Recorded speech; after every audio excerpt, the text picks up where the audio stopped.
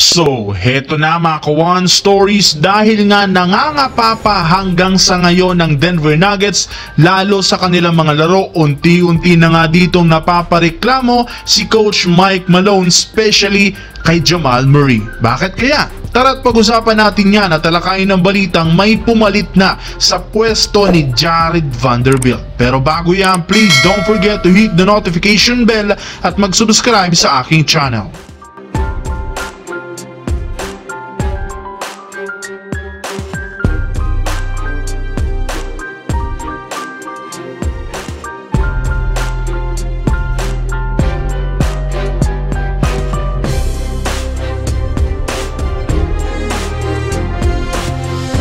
Sa kabila nga po mga Kawan Stories ng pagkatalo ng Denver Nuggets kahapon laban sa Portland Trail Blazers, maayos at maganda pa rin naman kahit papano ang kanilang standings bilang number 6 sa Western Conference na merong record na 14-11. Sadyang naputo lamang ang kanilang hawak na 3-game win streak at ang napakalamig na momentum na dala-dala sana ng mga nagdaang araw. In fact, unti-unti na nga pong nawawalan sa kanila ng tiwala ang ilan sa mga analysts at mga fans dahil sobrang inconsistent nila.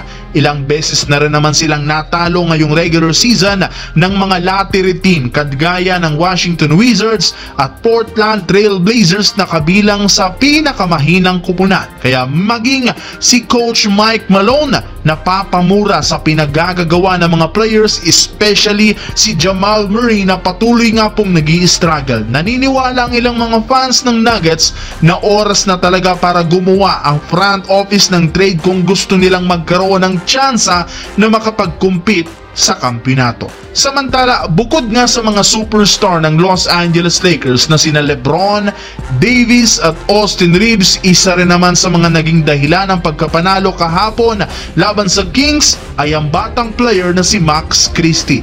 Though nakapagtala lamang ito ng 8 points, 4 rebounds sa kanyang 1 out of 3 shooting, grabe nga po ang hustle plays nito sa opensa, rebounding at depensa. Siya rin naman ang main defender ni De'Aaron Fox, kaya napigilan nga po nila na hindi ito makapagtala ng napakalaking puntos. Kung last year parati silang natatambakan ng Kings, hindi na rin naman ito nangyayari dahil mas nag-improve na ngayon ang kanilang depensa. Bukod dyan, simula rin naman nga po nang mailipat si Christie sa starting lineup, gumanda ang kanilang performance at sunod-sunod ang panalo. Kaya ibinulgar nga po ni Jovan Boha na wala nang ang balak pa si Rob Pelinka na i-trade si Max Christie. Meaning, napabilang ito sa mga manlalaro ng Lakers na untouchable sa trade talks, bagkos mas pipiliin nga po ng front office ngayon na i-trade si Jared Vanderbilt kumpara sa kanya. Sawa na rin naman sila sa paghihintay na makabalik ito, pero bago pa man nila ma-trade, kailangan muna nga nilang hintayin na makarecover siya mula sa injury.